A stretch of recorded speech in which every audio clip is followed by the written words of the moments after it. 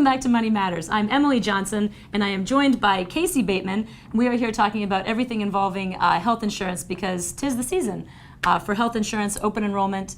And so we spent the first half of the show discussing the health insurance needs and open enrollment for over 65. If you're under 65, your open enrollment also starts very soon. And so what is open enrollment for under 65? Because we're not eligible for Medicare. So. Absolutely. Open enrollment for under 65 is November 1st to December 15th to have a January 1 effective date.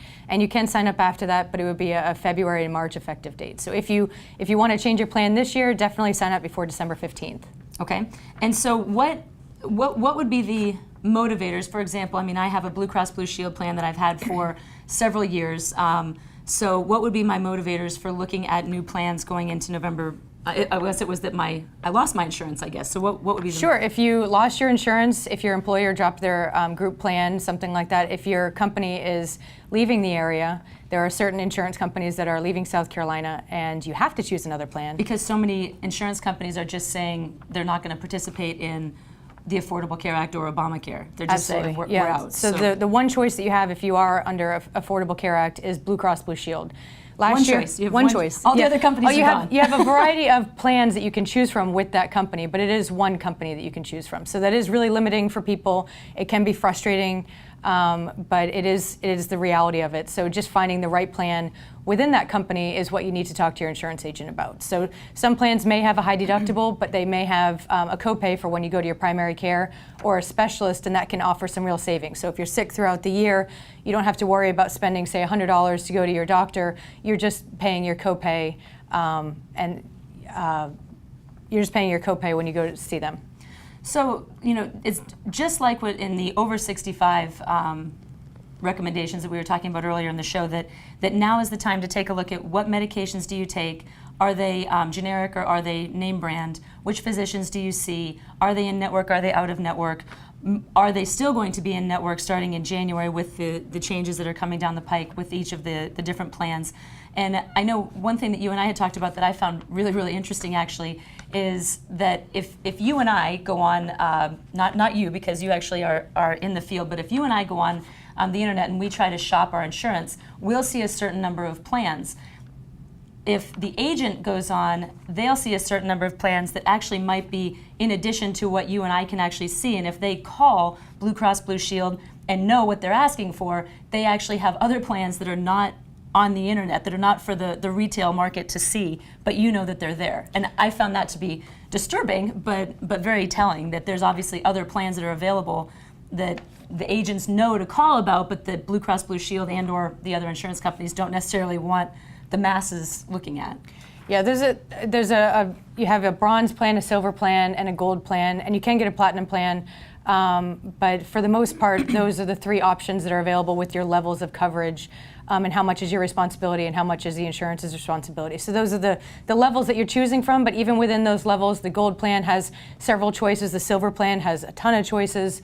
So those are the levels that you want to talk to your insurance agent about, as far as your premium will be cheaper with a bronze plan, but your portion when you go to the doctor is going to be higher than if you had a gold plan. So it's just a question of, do you go once a year, or are you somebody that has an acute problem or tends to go to the doctor on a regular basis for whatever, specific needs or something like that? Absolutely. Okay. And I know that the plans can change throughout the year as well, correct? I mean, I believe that I got something in the mail not long ago that said that certain drugs were no longer going to be covered by my plan and that I had to go to a certain pharmacy or something like that. Absolutely. There's a lot of changes going on with pharmacies in particular this year, with certain insurance companies choosing to go to one pharmacy over another. So you really need to pay attention to those mailers that are sent to you and every year that the you ones want that to usually just toss.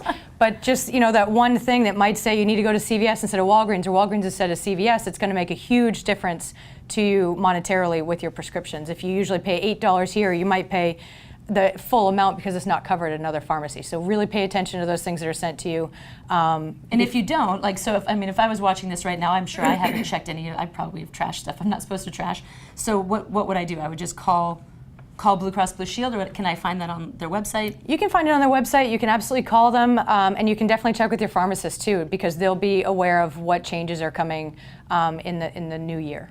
And the same applies, as we were talking about earlier in the show, of the step therapy or something like that. So if you have to try and fail at certain drugs on certain insurance plans, so if you're changing your insurance plan, you have to look to see if you're going to have to go through that whole rigmarole again? Most likely you will need to, and lots of times insurance companies will qualify you if you do that prior authorization. It'll be for a 1-year period based on the drug. So every year you may have to do that, even if you're staying with the same insurance company. So just be aware of that and plan ahead so you're not left without your medication. What do you think about family plans versus individual plans? So I know, like, for example, my daughter and I are on the same insurance. It's been that way for years, but it doesn't have to be that way. So how do you assess So if your needs that? are different than your child's, you want your child to go to the doctor a lot more than you're planning on going, you can get them an individual policy that covers all their wellness exams and things like that. It's going to be covered under a lot of different policies, but if you know that you want to just have some savings on your individual plan, you want a really high deductible, then absolutely you can sign up for different plans. But as far as the family plan goes, it's nice to have that family deductible that you're all working together to get that met. Okay, so that makes sense. But it might be that if spouses have significantly different health needs, that it would make sense for them to have individual plans. And I've also, I've worked with folks that they have, their spouse might have an employer plan, but the employer doesn't pay much of it. It's not as subsidized as some other employers. So it actually makes more sense for that spouse to be on that plan, and then for the rest of the family to have a family plan. Is that? You can absolutely do that.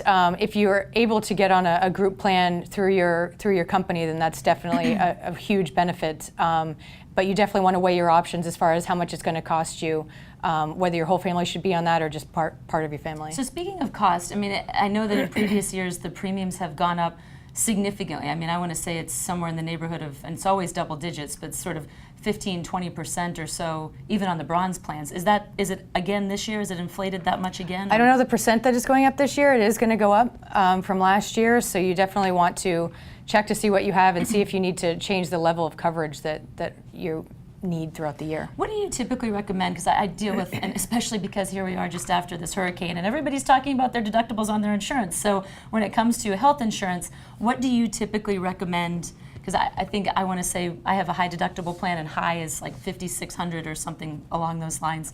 Is that normal? Do you recommend, how do you suggest that? I like to look at it with the total deductible that you're looking at, the co-insurance that you're responsible for while you're still working on your maximum out-of-pocket. So if your deductible is $1,000, your maximum out-of-pocket might be $6,800. You're still paying, say, 20% to 50%, depending on the plan you have, until you reach that $6,800. So it's something that you definitely want to pay attention to. You also can get a high deductible plan and a copay option, so you're not subjected to the deductible every time you go to the doctor. You may have a portion if they do different testing and things at the doctor's visit that you go to, but for the most part, you want to look at the total deductible, the co-insurance, the maximum out-of-pocket, and any copay options, as well as the network of physicians and hospitals that you can go to. And you can also, with those high deductibles, I know I recommend to my clients that they open, if they have a high deductible plan, open a health savings account, because you can contribute to that, and all of that money is pre-tax. You can use that to pay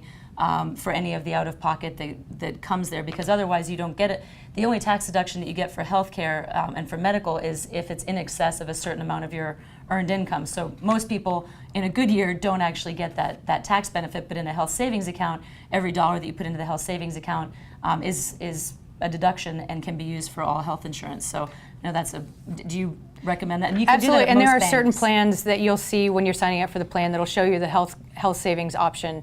Not all of them offer that, so you want to make sure that you sign up for that specific plan when you go to sign up for it. And that's also not a use it or lose it type scenario like your flexible spending. If you work for a company that has a flexible spending benefit, that's always a great benefit as well. Those funds usually come out of your salary, but that's a use it or lose it. So you're either going to use it to go to the physician, and if you get to the end of the year and there's $1,000 there, you lose it. With a health savings account, if you don't use it, it rolls over to the next year. So that's always a good benefit too. So I guess the call to action right now for those that are under 65 is take a look at your health insurance, see what your medications are that are presently covered, see if they're generic, see if they're name brands, look at the doctors that you presently go to, and see what the other options. It's worth looking to see what the other options are that are out there, because it might not be that your plan is still going to be the best one going forward. And your plan with the may not be changes. there as an option going forward. So you definitely want to see if... In fact, if it's not Blue Cross Blue Shield and you have a private plan, it's not going to be there, correct? For the most part, yeah. There Yeah. are other companies that you can get, but it's a very limited choice of parties that are out there now. And you don't want to go without coverage for any period of time, so you definitely want to take a look at that now. So it has a 1/1/2017 effective date.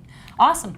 So if you have any questions about this stuff, please give Casey a call. She has lots and lots of knowledge that she would love to impart. And also, I wanted to just put in a shameless plug right now that now is the time for flu shots. So make sure that you go and get your flu shots. If you are over 65, tell them what is the deal. Get the high dose if you're over 65, and get the quad if you're under 65 to get the best coverage for your flu shot. All right. Well, thanks so much, and please stick with us. We'll be back again next week with more Money Matters. Have a wonderful week.